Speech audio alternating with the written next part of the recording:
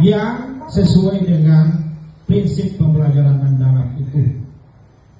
Pertama, ya tentunya kami membentuk tim kerja untuk mengkaji apa saja permasalahan-permasalahan yang perlu untuk dicarikan solusinya. Pertama adalah kajian terhadap rapor pendidikan dan rapor mutu sekolah. Telah diteliti, ternyata literasi kami baik, ya numerasi baik. Yang kemarin menurun dari tahun 2004 ke 2005 itu adalah ada di situ keberagaman. Nah, itu yang dijadikan sebagai poin untuk memperbarui visi dan misi kami. Kemudian ya juga pengkajian masalah secara bersama-sama, mencetuskan ide kreatif, melakukan analisis data, mencetuskan visi dan misi yang selanjutnya. Jadi melalui proses pengkajian ini, kemudian kami melakukan pertemuan untuk merumuskan visi dan misi yang melibatkan semua stakeholder yang ada di sekolah, yaitu yang warga sekolah, kepala sekolah, guru, kemudian masyarakat yang diwakili oleh komite, dan juga pengawas, kemudian melibatkan tenaga kependidikan dan juga murid. Bagaimana bisa merumuskan visi dan misi yang bisa untuk kita pakai ke depannya. Nah, jadi pada pertemuan itu saya meminta seluruh peserta yang hadir untuk menuliskan mimpi-mimpi mereka, apa keinginan mereka terhadap sekolah, supaya ini menjadi patokan bagaimana membangun sekolah yang bisa memenuhi cita-cita bersama.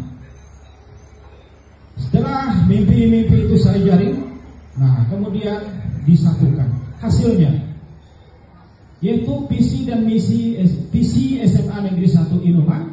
Yang pertama adalah terwujudnya pelajar berprestasi, religius, kreatif, mandiri, dan cinta tanah air, yaitu dengan misi meningkatkan fasilitas pendidikan, pembinaan akademik dan non-akademik, meningkatkan profesionalisme pendidik dan tenaga kependidikan, kemudian mengoptimalkan kegiatan keagamaan, mengembangkan sikap religius di dalam dan luar sekolah, mengintegrasikan pendidikan berkarakter pada setiap mata pelajaran, menerapkan pendidikan berkarakter pada siswa melalui contoh setiap warga sekolah, menyelenggarakan kegiatan pengembangan diri secara terorganisir dan terukur, meningkatkan kegiatan ekstrakurikuler yang berbasis budaya daerah, meningkatkan kepedulian warga sekolah terhadap lingkungan untuk mengembangkan sikap cinta tanah air. Ini visi dan misi yang baru di SMA Negeri 1 Inuma yang disusun secara bersama-sama. Kemudian di sini visi misi yang lama tidak saya tampilkan, yang jelas tentu berbeda. Kemudian ya masuk kepada inquiry kolaboratif dan sebagai aksi nyata untuk menjalankan visi dan misi tadi. Nah, jadi pada kegiatan inquiry ini, ya pertama saya melakukan diskusi guru antar mapel tentang keterkaitan materi ajar dengan kegiatan dan tema 7 kebiasaan hebat anak Indonesia. Itu ada unsur penguatan pada mapel bahasa Indonesia, mampu berbahasa yang santun sesuai kaidah bahasa. Kemudian unsur pada mapel bahasa Inggris tampil berkomunikasi menggunakan bahasa Inggris.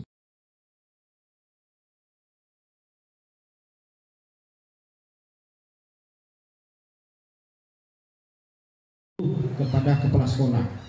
Nah, kenapa nak? Kami tidak ingin Pak dengan ibu itu. Nah, kami merasa dipersulit. Jadi saya berikan arahan, ya, kamu sebagai seorang pelajar tidak boleh seperti itu. Siapapun Bapak Ibu gurumu, kamu harus mengikuti apa kata dia.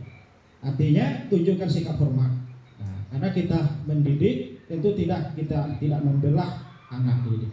Nah, kenapa hal ini terjadi? Barangkali mungkin karena teknik mengajarnya juga yang terkesan sangat menekan anak-anak, sehingga Anak-anak merasa sangat keberatan, merasa diteror barangkali begitu.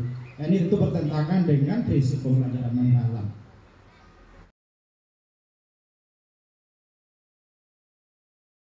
Ini ada penguasaan teknis, pemodalan dan pemasaran. Kemudian unsur penguatan pada mapel BMR, yaitu menambah pengetahuan terhadap budaya daerah. Ada unsur penguatan pada mapel agama, yaitu membentuk ketakwaan dan berbudi pekerti luhur serta disiplin. Kemudian unsur penguatan pada mapel kimia, memahami kandungan gizi pada zat makanan. Ini pada kegiatan inquiry kolaboratif ini kami wujudkan dalam bentuk kegiatan co-kurikuler. Nah, salah satu bagian dari co-kurikuler yaitu pada tahap desain. Pertama, membuat jadwal kegiatan. Kemudian mensosialisasikan kegiatan kepada peserta didik. Ketiga, membuat program kegiatan co-kurikuler dengan tema kreativitas tanpa batas, dengan membuat produk piring lidi sebagai media ekspresi. Ini ide kreatif dari guru-guru kami. Selanjutnya, membuat program co-kurikuler dengan tema kewirausahaan yang berjudul Warung Kreatif Pelajar Solusi Usaha di kalangan remaja melalui kegiatan memasarkan kuliner. Kemudian koordinasi guru mapel sebagai pembimbing kegiatan co-kurikuler berbasis proyek dengan konsep. Pada tahap implementasinya, yaitu guru pembimbing melakukan demonstrasi membuat karya piring lidi. Yang kedua, peserta didik menyediakan bahan dari lidi kelapa. Yang ketiga, peserta didik membuat karya berupa piring dari bahan yang telah disediakan. Itu pada kegiatan pertamanya. Yang kedua, kegiatan co-kurikuler ini guru pembimbing memaparkan cara membuat kuliner. Yang kedua, peserta didik menyediakan bahan masakan dan mengolah kuliner. Kemudian peserta didik belajar bagaimana cara memasarkan kuliner yang dapat peserta didik mampu mengestimasi biaya. Ini yang ada pada tahap implementasinya.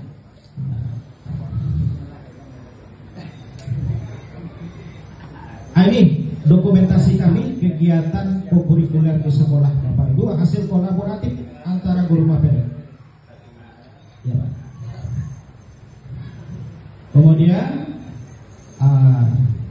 ini adalah ini tahap misuin hasil pelaksanaan. Ya. Ini ada bentuk produk hasil karya seperti foto tadi, berikan keterampilan tambahan, berikan pengalaman belajar. Nah, jadi tujuan ini bisa menjadi bermakna kepada anak didik dari pengalaman kegiatan co-kurikuler yang kami laksanakan di sekolah. Baik, ya, refleksinya kegiatan yang bertajuk kreativitas tanpa batas dan kewirausahaan produk kuliner menjadi inspirasi bagi peserta didik untuk menambah wawasan. Kemudian diperlukan dukungan dana dari luar, dukungan dari dunia luar, pendanaan sekolah yang memadai untuk memantapkan kegiatan ini. Kemudian ini yang menjadi tahap C-nya, strategi mengatasi keterbatasan dalam pendanaan. Kemudian menangani permasalahan dan membangun dukungan. 3, mengatasi strategi pembelajaran. 4, strategi untuk memecahkan masalah. Kemudian melaksanakan pendidikan untuk mewujudkan visi dan misi sekolah. Demikian Bapak Ibu pemaparan saya, dan saya tutup dulu dengan assalamualaikum.